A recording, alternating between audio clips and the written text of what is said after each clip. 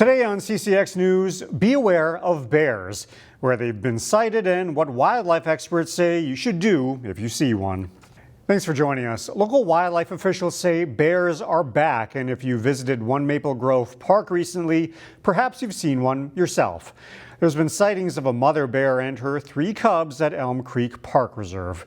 The pictures you see here were taken in Elm Creek Park Reserve, but not of the recent sightings.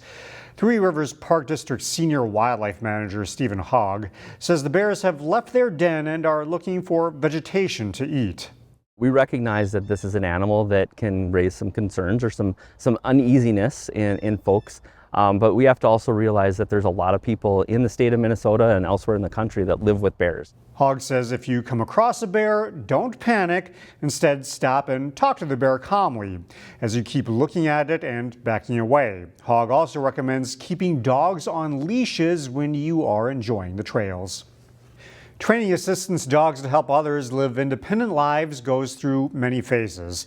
One step is to spend time training in prison. Reporter Emily Haugen shares how the Canines prison puppy program is paying off and changing lives. Under. It's true. Kennel. Nothing can turn your day around. Yes. Like a puppy. Good boy. Matt and Jamie know that like no one else. Let's go. The pair were volunteer service dog trainers and cellmates at Jackson Correctional Facility in Wisconsin. I would rather be shoved in that room with 2 dogs and Matt than a bigger room with no dog. Jamie still knows the ropes as he practices with a Canines trainee.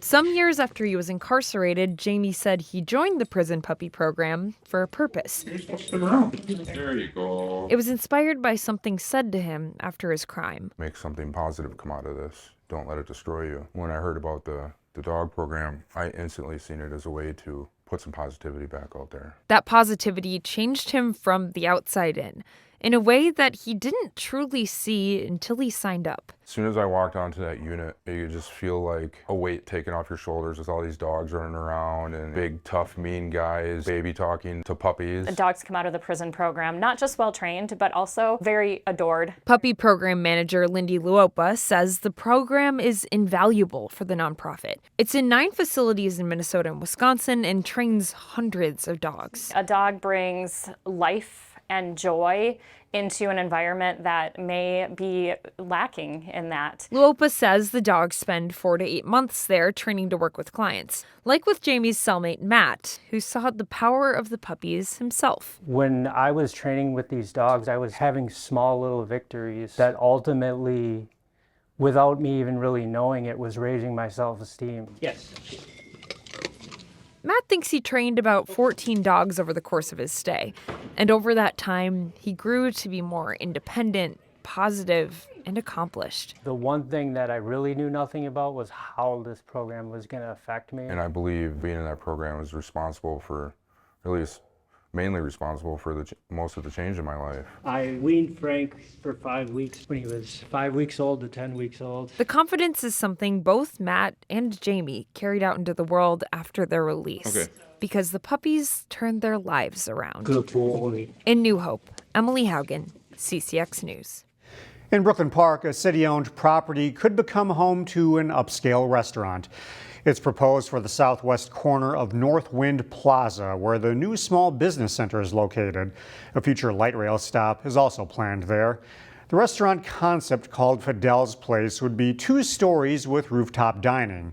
Backers of the project believe it could address the city's desire for more upscale dining options. The proposal is only at the concept stage. One significant concern is financing. The development team wants to buy the land needed for just $1. Meanwhile, a popular fast food restaurant known for butterburgers and frozen custard has plans to expand in the Northwest Metro. According to Maple Grove city officials, Culver's is looking to build a restaurant at the markets at Rush Creek near the Hy-Vee grocery store in the southern part of the city. There's also a Culver's in northern Maple Grove. The building proposal is expected to come before the Maple Grove Planning Commission in June. Budding gardeners are in luck. Brooklyn Center is now offering a spot where you can pick up produce seeds for free. It's their community seed swap located in a little free library-style box next to the city's community garden. Brooklyn Center Recreation Coordinator Rachel Salzer says the seed swap offers different varieties of fruits, vegetables, and herbs. People from anywhere in the community are able to stop by and grab whatever seeds they want, use as many as they want, and then if they have any seeds left over of either their own or from the seeds that they take from us, they're able to bring them back and kind of keep giving it forward. This was made possible by a Hennepin County Paso a Paso grant. Salzer says the city will restock the box in West Centennial Park regularly. Some of the most creative and stunning photography around can be found right now in Maple Grove. The reflection on the water is just gorgeous. The colors, you see a lot of the yellows and the blues playing with each other, and just the exact mirror right down the middle of the photo. The Maple Grove Arts Center is the place to go for a new photography show. It's called In My Own Backyard. The focus of the show is creativity connected to nature. I love seeing the creativity people come up with. It could literally be your backyard, or it could be, the whole city of Minneapolis, which is our backyard, that kind of idea. Not only is the range of creativity impressive, the age range of artists is impressive too, from age 7 to artists in their 90s. The show runs through June 27th. We leave you now with more of what you'll see.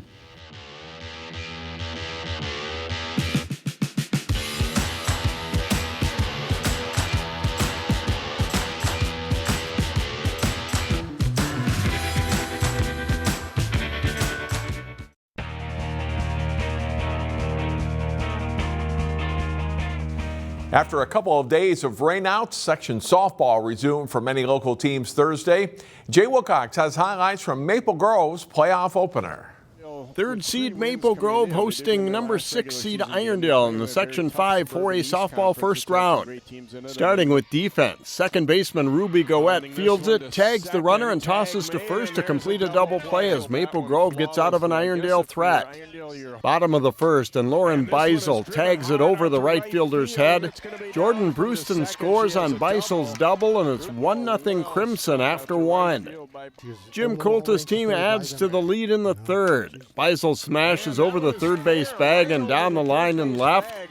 Goette is in to score on the play, and it's 2-0 Maple Grove. After another run on a ground out, Emily Gornick lays down a good bunt. She's out at first, but does her job by scoring Beisel to make it 4-0 Crimson through 3. Merritt Wahlberg strikes out the side in the sixth, pitching 6 scoreless innings with 8 strikeouts as Maple Grove wins 5-0. Jay Wilcox, CCX Sports. The high school track and field season is nearing the finish line. Several conference championships took place this week. Chaz Moots has a recap from the Northwest Suburban Conference meet. Elk River High School, the host site of the Northwest Suburban Conference Championships. Starting with field events in boys shot put, Maple Grove's Court Neo with his best throw of the day in the finals, 49 feet 9 inches. That was good for second place. Only behind Armstrong's Luke Pappas, a new PR from the senior, and a conference title throw of 54 feet 5 inches. Over in the pits, girls long jump, Champlin Park's Jai Wilson, conference runner-up. Wilson's best jump of the day was 18 feet and an inch. The top spot in the girls' long jump belonged to Osseo's Peyton Young, putting up a mark of 18 feet 4 inches. On the track, this was the last leg of the boys 4x200 relay. Jack Weigel crosses with a time of 1:28 seconds. Weigel, Drake Wagsheed, Keenan Ali, and John Lundy earn first place and break the Maple Grove school record. In the girls' 1600-meter run, Abby Hibbs of Champlin Park, third place, finishing in 5 minutes 12 seconds. Rounding out the top 6 was Maple Grove's April Watson and Kelsey Young. Boys 1600, Totino Grace's Matthew Lindgren holds off the field. 4:18 his first place time. The Crimson's Gannon Farrens places 4th with a 4:21. Blaine ends up winning both the boys and girls Northwest Suburban Conference team titles. In Elk River, Chaz Moots, CCX Sports. 2 of the area's top girls lacrosse teams met up this week for a conference title. Jay Wilcox has highlights. In girls lacrosse, Maple Grove visiting Champlin Park in a game likely to decide the Northwest Suburban Conference title. Miley Jurassic finds Reese Hagenbart, who turns and fires to score for a 2-0 Champlin Park lead early. From the free position, Riley Dunn scores late in the first quarter, and Maple Grove's within 2-1 after one quarter. Hagenbart from the free position gives Champlin Park the lead back. It's 4-3 Rebels at halftime. Third quarter, and Jurassic circles out front and tucks the shot away to make it 6-4 Champlin Park. A battle for the loose ball in front, and Jade Isaacson scoops it and scores to pull the Crimson within 6-5. Elena Rail rifles it in from the free position, and Champlin Park is up 8-5 after 3 and seems to be in control. But Maple Grove has the last word. Hadley Kudla nets 2 in a row from the free position. This one makes it 8-7 with 2 minutes to play. A minute later, Ava Kennedy weaves through the defense and buries it up high. Maple Grove ties it 8-8 with a minute left. They aren't satisfied with tying it. Dunn scores with 25 seconds left as Maple Grove rallies for a 9-8 win. They also beat Andover to finish unbeaten in conference play. Jay Wilcox, CCX Sports. Find more prep sports games and highlights at ccxmedia.org and follow us on social media.